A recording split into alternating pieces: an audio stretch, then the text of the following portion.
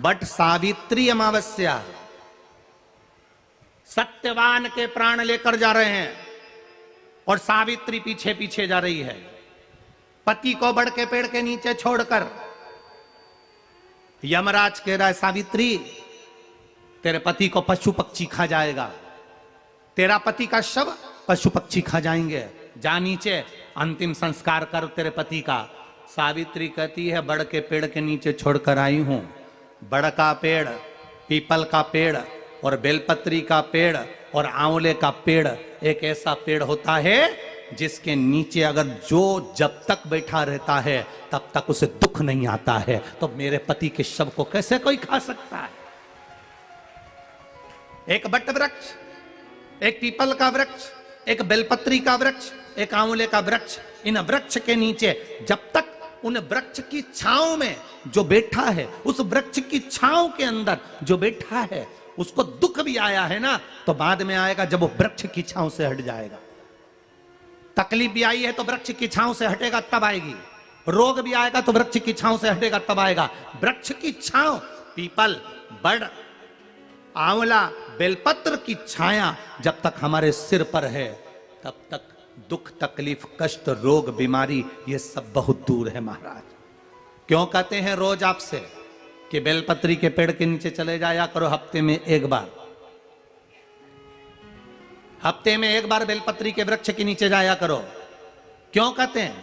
प्रयास करो कि बेलपत्री के पेड़ की छांव तुम्हारे ऊपर पड़े। उसका केवल एक ही कारण है, बेलपत्री के पेड़ के नीचे जाने का इसलिए कहते हैं क्योंकि अपने मोबाइल को चार्ज करना है तो किसी चार्जिंग पिन के पास जाना पड़ेगा। भले तुम कमरे में रह रहे हो, तुम्हारे कमरे में सारा सुख है, पर मोबाइल को चार्ज लगाने के लिए चार्जिंग पिन के पास जाना ही पड़ता है। चार्जिंग पिन में लगाकर थोड़ी देर रख दो, मोबाइल चार्ज हो जाता है। उसी तरह अपने जीवन के दुख, कष्ट, रोग, बीमारी, तकलीफ को मिटाने के लिए बेलपत्री के पेड़ की छांव में थोड़ी देर बैठना चालू कर दो, अपने आप सुख का अनुभव होने लगेगा, अपने आप कष्ट जाने लगे।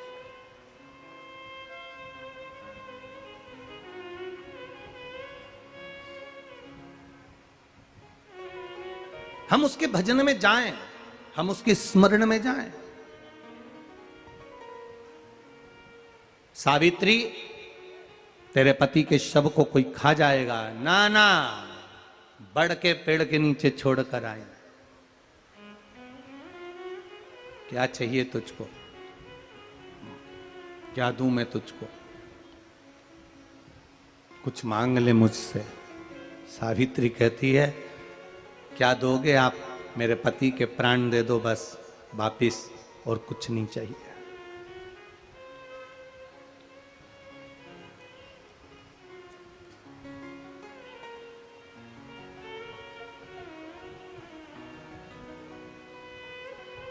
बट सावित्री की अमावस्या के दिन किसी एक माता ने सीहोर आश्रम पर एक मैसेज भेजा और उस मैसेज में लिखकर भेजा कि गुरुजी से पूछना, हम भी तो पति की इतना मानते हैं, पति का सम्मान करते हैं, पति को आदर देते हैं, तो हम भी सावित्री की गिनती में आते कि नहीं आते?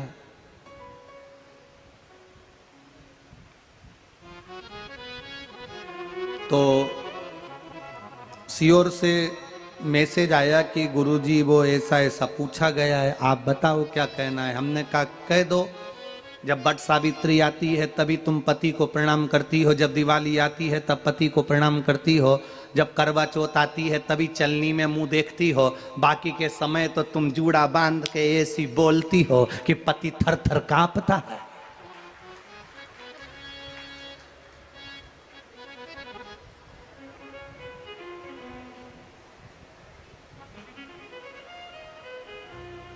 केवल एक करवा चौथ का दिन ऐसा होता है कि चलनी में पति का मुंह देखती हो। तुम चलनी में पति का मुंह देखती हो और पति तुम्हारे गले में जो मंगल सूत्र टंगा है उसको देखता है, क्योंकि उसको मालूम है 6 महीने से पीछे पकड़ कर बैठी थी, मेरा पहला करवा चौथ का व्रत आ रहा है, मंगल सूत्र दिला देना। मेरा पहला करवा चौथ का व्रत आ रहा है, मंगल सूत्र दिला देना। बेचारे ने ना जाने कहां कहां से कर्जा कर कर इतना बड़ा मंगल सूत्र दिलाया, लाल लाल मोती और इतना बड़ा पेंडिल लटक रहा। तुम चलनी में मुंह देख रही हो, तुम्हारा मंगल सूत्र देख रहा 80,000 का है, 80,000।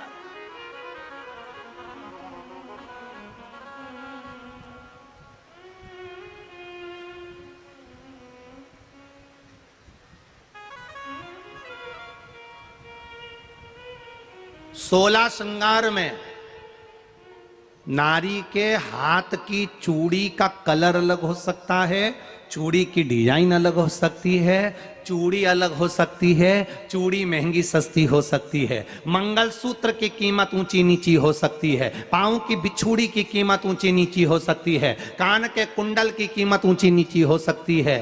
तुम्हारे शरीर पर जितने जितने 16 श्रृंगार हैं उसकी कीमत ऊंची नीची हो सकती है। केवल मंगलसूत्र की डिजाइन बदल सकती है, नाक की लौंग की डिजाइन बदल सकती है, कान के बुंदे की डिजाइन बदल सकती है, हाथ की चूड़ी की डिजाइन बदल सकती है, पांव की पायल की डिजाइन बदल सकती है। केवल नारी के 16 श्रृंगार में एक श्रृंगार ऐसा है जिसकी कीमत जो पहले थी वही कीमत आज तक है और उसकी डिजाइन आज तक नहीं बदली। वो मांग का सिंदूर है, एक जैसी डिजाइन है और एक जैसी कीमत है।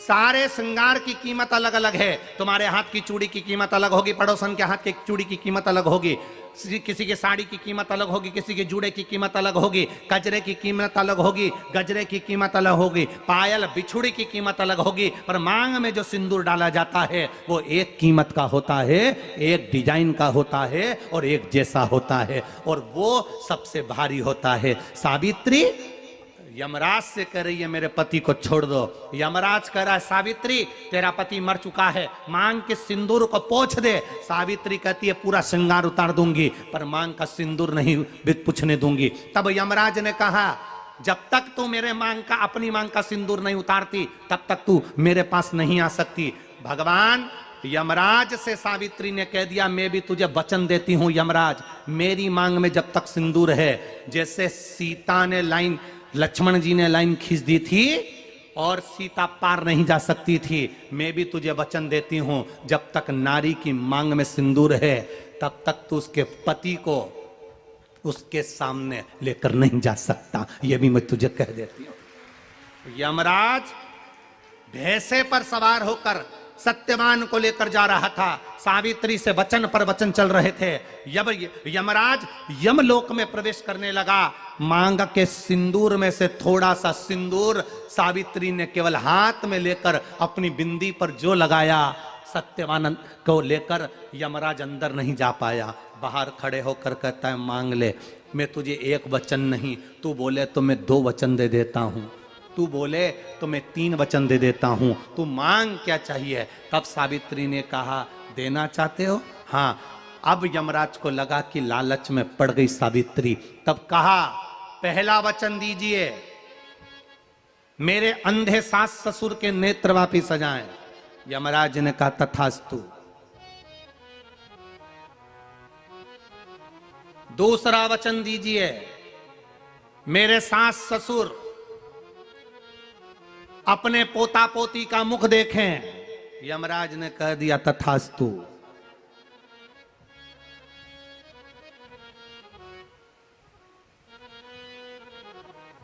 जाओ। यमराज जाने लगे, फिर आग जलने लगी। कहने लगे अब मैं अंदर क्यों नहीं जा पा रहा हूं। सावित्री कहती है तुमने वर दिया है मेरे सास ससुर पोता पोती का मुख देखें, उनके बेटे को तुम ले जाओगे तो पोता पोती कहां से होगा, छोड़कर जाओ। सावित्री है, पति को वापिस लेकर आ गए। आज भी केवल भारत देश की नहीं, इस नेपाल देश की भी माताएं सावित्री के तुल्य है। आज भी वो अपने पति के लिए ढाल बनकर चलती है और अपने पति को काल से निकाल कर ले आती है। वो सावित्री है।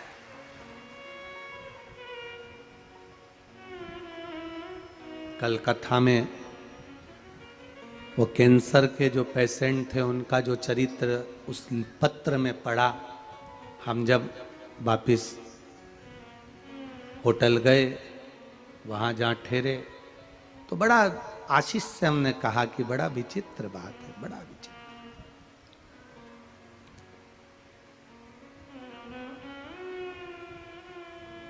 पति को कष्ट है और पत्नी शिव जी पे एक लोटा जल चढ़ाकर अपने पति के प्राण मांग रही है। हमने कहा आशीष, आज भी सावित्री जिंदा है जो अपने पति के लिए ढाल बनकर खड़ी रहती है।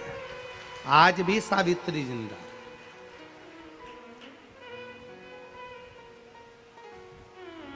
यहां जितनी माताएं बैठी हैं ना, और जितनी माताएं कथा टीवी पर, आस्था चैनल पर, फेसबुक, यूट्यूब पर, मोबाइल पर श्रवण कर रही हैं, ये मेरा विश्वास कहता है आपका चढ़ाया गया एक लोटा जल खाली नहीं जाएगा। आज चढ़ाओगे, तुम्हारी दुख की घड़ी में वो जल तुम्हारे सामने खड़ा होगा, तुम्हारे जीवन के दुख को मिटाने के, दुख को मिटाने के। आप अविरल भक्ति में लगे हो तो वो खाली कैसे जा सकता? कैसे? आपका किया गया भजन, आपका किया गया मंत्र जाप, आपका किया गया नाम जाप, आपका किया गया स्मरण कभी खाली नहीं जा सकता।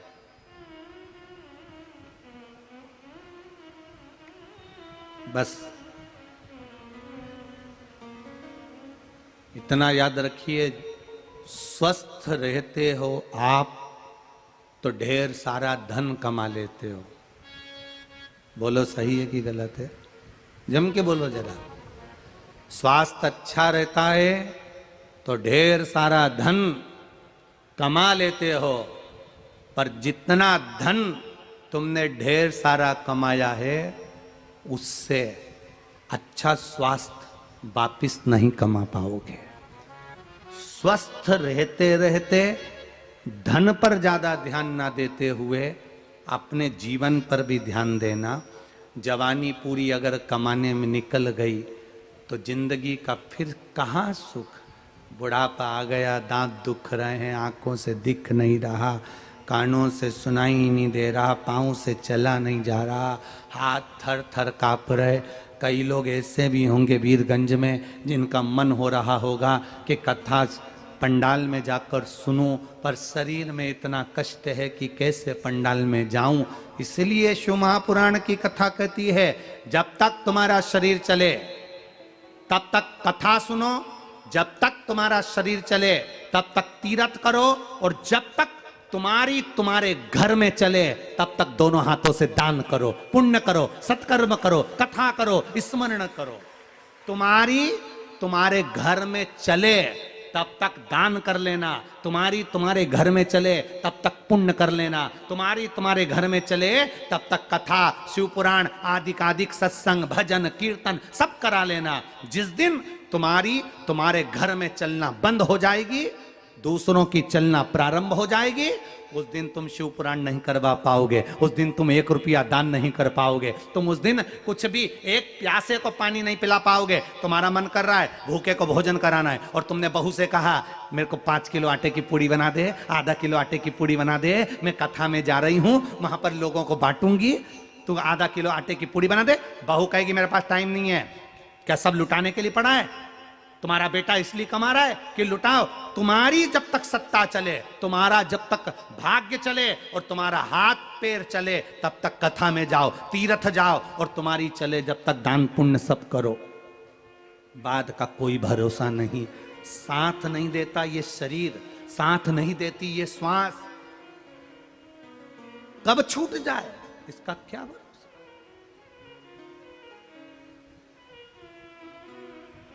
जोड़ा जोड़ा जोड़ा जोड़ा जोड़ा और आखिरी में बोलो, जम के बोलो, यहीं छोड़ा गया।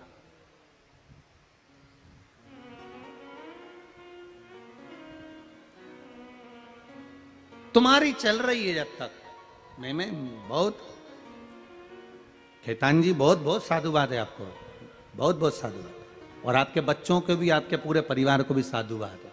बहुत अच्छा, ऐसा परिवार नहीं देखा जो आगे बढ़कर साथ में कदम से कदम मिलाकर शिव महापुराण की कथा का आनंद करे।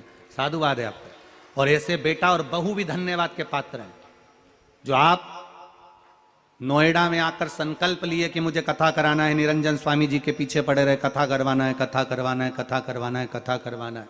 और स्वामी जी ने आपको कह दिया कथा होगी, चिंता मत करो। और दोनों, आपको भी धन्यवाद, बहू बेटों को भी धन्यवाद, परिवार को भी धन्यवाद। बहू बेटों को मालूम पड़ा कि हमारे परिवार में कथा हो रही है, ऐसी बहू और ऐसे बेटे को भी धन्यवाद है। ऐसी बहू किसी ना किसी अच्छे कुल से आई होंगी, जिन्होंने कह दिया मम्मी कथा करो, तैयारी करो, हम हैं साथ में। ये सुख है। कल इनका परिवार मिलने आया था तो बहनों के चेहरे पर इतनी प्रसन्नता, हम सोच रहे जैसे अपने भतीजे की शादी में आई है। जितनी ननंद होना ही इनकी मिलने के लिए, ये खेतान परिवार की जितनी बेटियां मिलने आई, सब इतनी प्रसन्न जैसे कहीं विवाह में आई हो, इतनी खुश। बस यही प्रसन्नता आपके जीवन में होना चाहिए। जब अपने मायके में, अपने ससुराल में जब कोई अच्छा काम हो, तुम्हारे चेहरे की स्माइल बढ़ जाना चाहिए कि हमारा जीवन सार्थक हो गया। हमारे दादा परदादा, मायके के भी ससुराल के भी, हमारी 71 पीढ़ी में जो चले गए होंगे वो भी खुश हो रहे होंगे कि हमारी पीढ़ी में आज शिव महापुराण की कथा हो रही है, जिसने संपूर्ण जीवन को तार दिया है, संपूर्ण। और आप जितने लोग सुन रहे हो ना, बड़े खुश रहा करो, बड़े प्रसन्न रहा करो। कथा में मुसद्दी लाल जैसे मत बैठा करो मुंह उतार कर, प्रसन्न स्माइल के साथ खुश रहकर। भगवान ने कितनी कृपा करी साहब, कितनी दया करी। कहां सीहोर भारत में, भोपाल के पास, और कहां नेपाल वीरगंज। वो तो तुम सबने एक एक लोटा पानी ज्यादा चढ़ा दिया होगा शंकर भगवान को, इसलिए उन्होंने वीरगंज में यहां बुला लिया।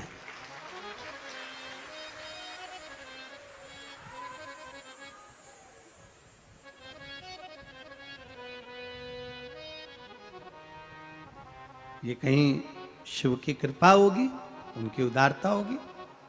कर लो सत्कर्म, शरीर चले तब तक कथा में जाओ, शरीर चले तब तक अपना द्वार छोड़कर, क्या छोड़कर? अपना द्वार छोड़कर।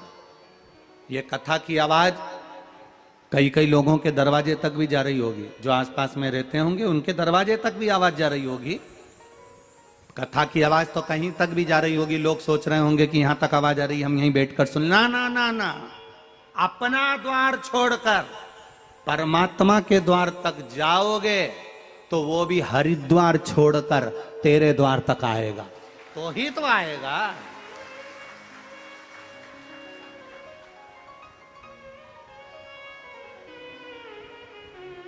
अपना द्वार तो छोड़ो। भगवान कृष्ण ने भी रुक्मणी जी से कहा दिया था, ब्राह्मण देवता रुक्मणी जी से जाकर कह दो तू श्रृंगार करके गोरा जी के मंदिर आ जा, मैं तुझे लेने आ जाऊंगा। भगवान ने रुक्मणी जी से ये नहीं किया था कि तैयार होकर छत पे खड़ी हो जाना, मैं तुझे लेने आ जाऊंगा। जगदम्बा के मंदिर तक आ, गौरा जी के मंदिर तक आ, मैं तुझे लेने आऊंगा, ये भगवान कह रहे हैं। आप भी कथा के पंडाल तक जाओ, भगवान की अविरल भक्ति तक जाओ, भगवान के भजन तक जाओ, आएगा वो, आएगा। अंत समय प्रभु आना पड़ेगा, वचन दिया तो निभाना पड़ेगा। आए ना आए प्रभु हुक्म कबीरा, अंत समय प्रभु आना पड़ेगा, वचन दिया तो निभाना पड़ेगा। ओ अंत समय प्रभु आना पड़ेगा, वचन दिया तो निभाना पड़े। अंत समय वो आएगा और कर जाए। बस तुम्हारी अविरल भक्ति, तुम्हारी दृढ़ता, तुम्हारा विश्वास।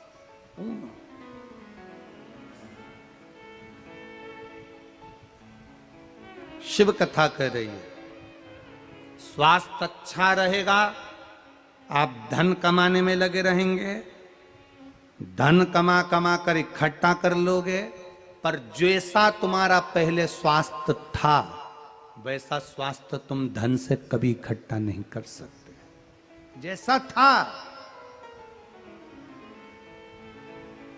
जो भगवान ने बनाकर भेजा, कितना कीमत वाला बनाकर भेजा। नकली नकली होता है और असली असली होता है। जो भगवान ने घुटना दिया था असली, उससे खूब चल लिए। अब डॉक्टर बोला ये गड़बड़ हो रहा है, दूसरा लगाना पड़ेगा, अब नकली लगवा लो। असली था तो नीचे भी बैठ जाते थे, असली था तो ऊपर से कूद भी जाते थे, असली था कितना भी चल लेते थे, पर नकली नकली है, नीचे बैठ नहीं सकते, कहीं ज्यादा चल नहीं सकते, कहीं इधर उधर उचक नहीं सकते, नाच नहीं सकते। जब तक असली तुम्हारे पास में है तब तक इस असली का सदुपयोग करो। जिस दिन नकली लगता चले जाएगा, आंख गड़बड़ हो गई तो उन्होंने कहा लेंस लगाना पड़ेगा। अब लगा तो लिया, पर वो लेंस था। कान अच्छे दिए थे, भगवान ने खूब सुनने के लिए दिए थे, इसका असली का प्रयोग तुम्हें करना नहीं आया। 24 घंटे हेडफोन लगाए के मोबाइल चलाती रही, अब असली ए करती फिरे। गया आंख असली दी थी खराब, कान असली दिया था चले गए। असली के दांत जो भगवान ने दिए कितने मजबूत दिए, और फिर नकली रोज निकालो कटोरी में, फ्रिज में रखो, निकाल रोज निकालो और निकाल के रोज फ्रिज में रखो। कभी कभी बच्चे खेलने भी ले गए और तुम फ्रिज में ढूंढ रहे मेरा सोफा सेट कहाँ है, ढूंढ रहे। असली है।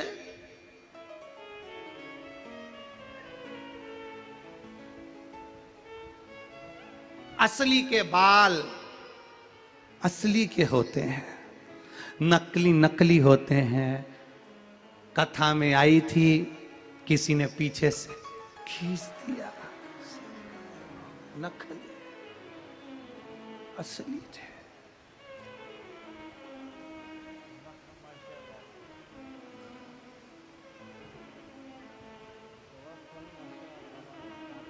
अभी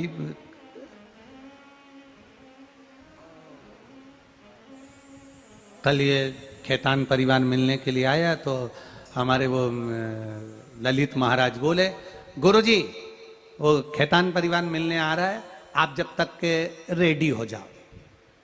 हमने कहा हम तो ऑलरेडी रेडी हैं।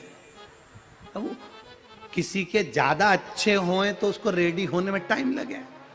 अब यहाँ तो पानी का हाथ लगाओ ने यूज फेर लो तो रेडी। उसमें क्या ऑलरेडी, उसमें क्या। अब जिसके अच्छे खूब जोरदार हो, बड़े बड़े दीनानाथ जैसे, तो बात दूसरी की रेडी करता फिर 4 घंटे।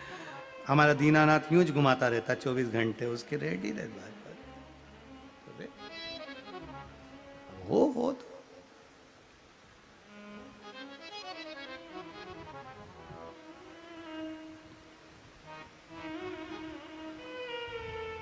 महाराज सब उसी का है, उसका दिया।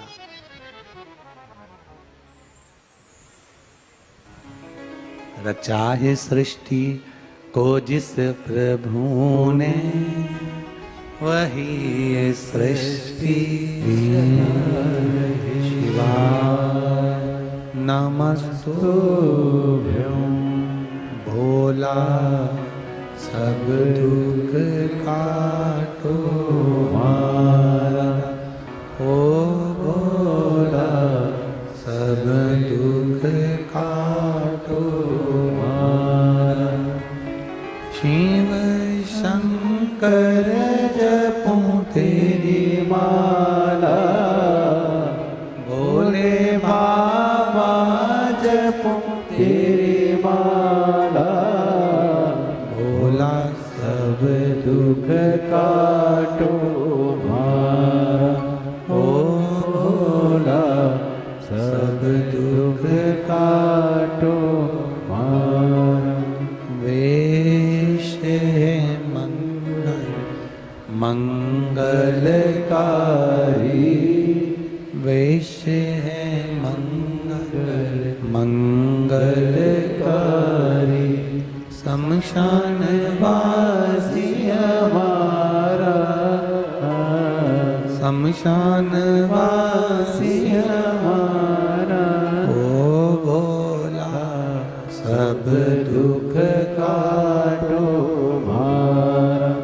ओ भोला सब दुख काटो मारा। भगवान शिव की कथा कहती है संपूर्ण संसार सागर में मानव की जो देह है, मनुष्य का जो शरीर मिला है, ये सहजता में नहीं मिला है। अविरल भक्ति को प्राप्त करना सहज नहीं है। शिव कथा कह रही है। तारकासुर, गजासुर, जितने जितने असुर हुए, जितने जितने राक्षस हुए, इनका शिवजी से कोई बैर नहीं था।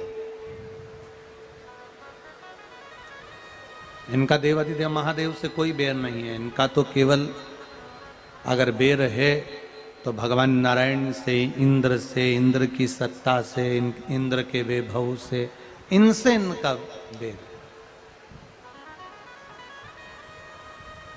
पर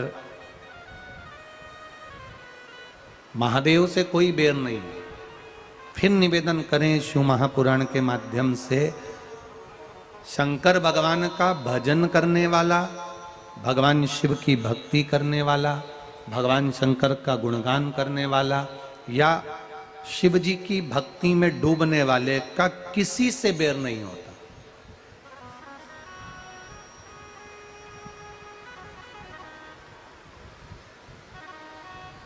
जो भगवान की भक्ति में लगा है उसका बैर किसी से नहीं।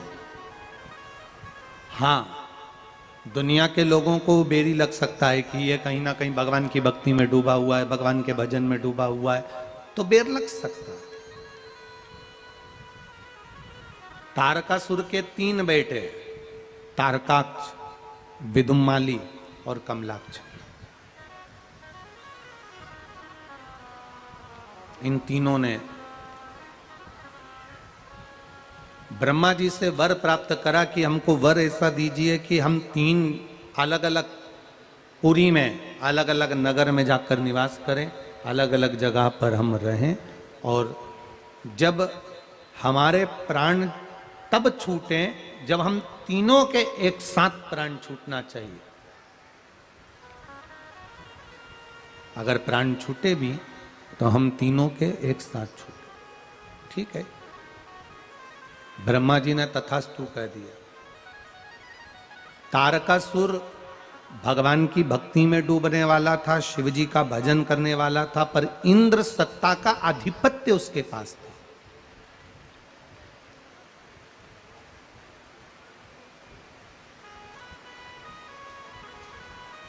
उनके पास में सत्ता का आधिपत्य है, पर कोई द्वेषता नहीं।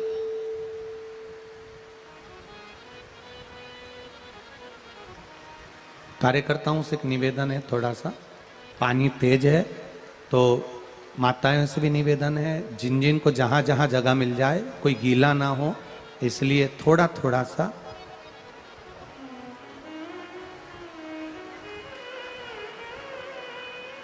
आप लोग, पानी बहुत तेज है इसलिए थोड़ा थोड़ा आप लोग आराम से, जहां जिसको जगह मिल जाए वहां बिठा लीजिए, कोई गीला ना हो उसके लिए।